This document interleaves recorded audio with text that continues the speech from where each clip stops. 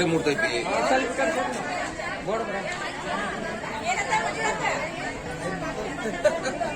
ಕರ್ಸ್ಲಿ ತಂಗೆ ಕರ್ಸ್ಲಿ ಹೆಂಗ್ ಮಾಡ್ಲಿ ಅವ್ರು ಮತ್ತೆ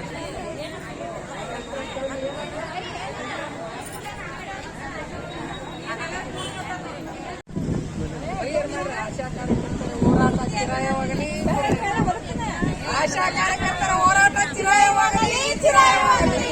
ಆಶಾ ಕಾರ್ಯಕರ್ತರೇ ಒಂದಾಗಿ ಹೋರಾಟಕ್ಕೆ ಮುಂದಾಗಿ. ಆಶಾ ಕಾರ್ಯಕರ್ತರೇ ಒಂದಾಗಿ ಹೋರಾಟಕ್ಕೆ ಮುಂದಾಗಿ.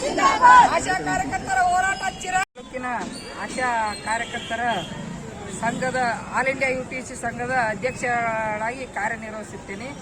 ಸಾವಳಗಿ PSC ಅಂಜನಾ ಕುಂಬಾರ್ ಅಂತೇಳಿ. ನಮ್ಮದು ಇವತ್ತ ಈ ರಾಜ್ಯ ಮಟ್ಟದಲ್ಲಿ ಜನವರಿ ತಿಂಗಳಲ್ಲಿ ನಮ್ಮ ಆಶಾ ಕಾರ್ಯಕರ್ತರಿಗೆ 10,000 ನಿಗದಿತ ವೇತನ ಕೊಡುವುದಕ್ಕಾಗಿ ನಾವು ಮುಷ್ಕರವನ್ನು 4 ದಿವಸ ಫ್ರೀಡಂ ಪಾರ್ಕ್ನಲ್ಲಿ ಹಮ್ಮಿಕೊಂಡಿದ್ದೇವೆ. ಸನ್ಮಾನ್ಯ ಮುಖ್ಯಮಂತ್ರಿ ಎಲ್ಲ ಆಶಾ ಕಾರ್ಯಕರ್ತರು ಮರಳಿ ಕೆಲಸ ಮಾಡಲಾಕತ್ತಿವೆ. ಆದರೂ ಸರ್ಕಾರ ಈಗಾಗಲೇ 4 ತಿಂಗಳು ಕಳೆದು ಹೋದರೂ ಏಪ್ರಿಲ್ ತಿಂಗಳಲ್ಲಿ ಬಜೆಟ್ ರಿಲೀಸ್ ಮಾಡಿ ನಮ್ಗೆ 10,000 ರೂಪಾಯಿ ಹಾಕಬೇಕಾಗಿತ್ತು. ಸರ್ಕಾರ ನಮ್ಗೆ ಏಪ್ರಿಲ್ ತಿಂಗಳಲ್ಲಿ ರಿಲೀಸ್ ಮಾಡಬೇಕು. ಏಪ್ರಿಲ್ನಲ್ಲಿ 1,000 ರೂಪಾಯಿ ಘೋಷಿಸಿದಂತ ಆಶಾ ಕಾರ್ಯಕರ್ತರಿಗೆ ಅದನ್ನೂ ಬಿಡುಗಡೆ ಮಾಡಿಲ್ಲ. ನಾವು ಒಟ್ಟಾರೆಯಾಗಿ ಪುಡಿಯಾಗಿ ಕೊಡಂತ ಬೇಡ, ನಮಗ ಒಂದು ನಿರ್ದಿಷ್ಟ 10,000 ನಿಗದಿತ ವೇತನವನ್ನು ಕೊಡಂತೇಳಿ ಸರ್ಕಾರಕ್ಕೆ ನಾವು ಒತ್ತಾಯನ ಮಾಡಕತ್ತಿದ್ವಿ. ಆ ದುಡ್ಡನ್ನು ರಿಲೀಸ್ ಮಾಡಿದೀವಿ ಅಂತೇಳಿ ನಮ್ಮ ಮಾನ್ಯ ಮುಖ್ಯಮಂತ್ರಿಗಳು ನಮಗೆ ಮಾನ್ಯ ಬೆಂಗಳೂರಲ್ಲಿ ನಮ್ಮ ಆಲ್ ಇಂಡಿಯಾ ಯುಟಿಸಿ ಕಾರ್ಯದರ್ಶಿಯಾದಂಥ ಡಿ ನಾಗಲಕ್ಷ್ಮಿ ಮೇಡಮ್ ಅವರಿಗೆ ತಿಳಿಸಿರ್ತಾರೆ.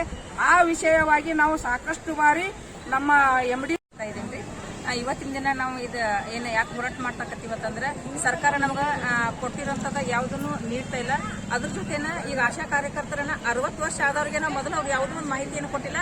ಈಗ 400 ಆಶಾ ಕಾರ್ಯಕರ್ತೆಯರನ್ನ 60 ವರ್ಷ ಮೇರಿತ ಏಕಾಕಿ ಅವ್ರನ್ನ ತೆಗೆದು ಹಾಕ್ಯಾರ. ಅದಕ್ಕೆ ಅವ್ರ ಮುಂಚಿತವಾಗಿ ಒಂದು ಲೆಟರ್ ಕೊಡಬೇಕಾಗಿತ್ತು.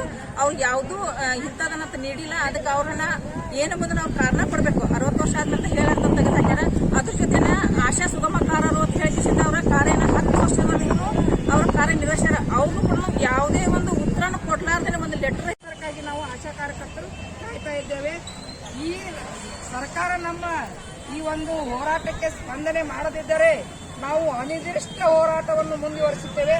PSC ಲೆವೆಲ್, ಆ ನಂತರ ತಾಲೂಕಾ ಮಟ್ಟ, ಜಿಲ್ಲಾ ಮಟ್ಟದಲ್ಲಿ ಈ ತಿಂಗಳ ಕೊನೆಯಲ್ಲಿ ಬಿಡುಗಡೆ ಮಾಡಲಿಲ್ಲವೆಂದರೆ ನಾವು ಅನಿರ್ದಿಷ್ಟ ಹೋರಾಟವನ್ನು ಮಾಡುತ್ತೇವೆ ಅಂತೇಳಿ ನನ್ನ ಆಲ್ ಇಂಡಿಯಾ ಯುಟಿಸಿ ಸಂಘಟನೆಯೊಂದಿಗೆ ಎಲ್ಲ ಆಶಾ ಕಾರ್ಯಕರ್ತರ ಸಮ್ಮುಖದಲ್ಲಿ ಧನ್ಯವಾದಗಳನ್ನು ತಿಳಿಸುತ್ತಾ ನನ್ನ 2 ಮಾತುಗಳನ್ನು ಆಶಾ ಪ್ರೋತ್ಸಾಹಧನ ಸೇರಿಸಿ 10,000 ರೂಪಾಯಿ ಕನಿಷ್ಠ ಗೌರವವನ್ನು ಏಪ್ರಿಲ್ 1ರಿಂದ ಅನ್ವಯವಾಗುವಂತೆ ಮತ್ತು ಈ ವರ್ಷದ ಬಜೆಟ್ನಲ್ಲಿ ಅಂಗನವಾಡಿ BCUT ಕಾರ್ಯಕ್ಕೆ ನೀಡಿದಂತೆ ರೂಪಾಯಿ 1,000 ಹೆಚ್ಚಳದ ಆದೇಶವನ್ನು ಕೂಡಲೇ ನೀಡುವ ಕುರಿತು ಮತ್ತು ವಿವಿಧ ಬೇಡಿಕೆಗಳ ಜೊತೆಗೆ ಸೂಕ್ತ ಕ್ರಮಕ್ಕೆ ಮನವಿ. ಓಕೆ, ನಿಮ್ದು ಅದು 10,000 ರೂಪಾಯಿ ಆಗುವಂತೆ ಅದಕ್ಕೆ ಮನವಿ ಕೊಡ್ತಾ ಇದ್ದೀವಿ. ನಾವು ಮುಂದೆ ಕಳಿಸ್ತೀವಿ, ಪ್ರಯತ್ನ ಮಾಡೋಣಂತೆ. ಅದರ ಡ್ಯೂಟಿ ಚಲೋ ಮಾಡ್ರಿ. ಈಗ ಮುಂಜಾನೆ ಒಂದು ಸ್ವಲ್ಪ ನಮ್ಗೆ ಎಲ್ಲ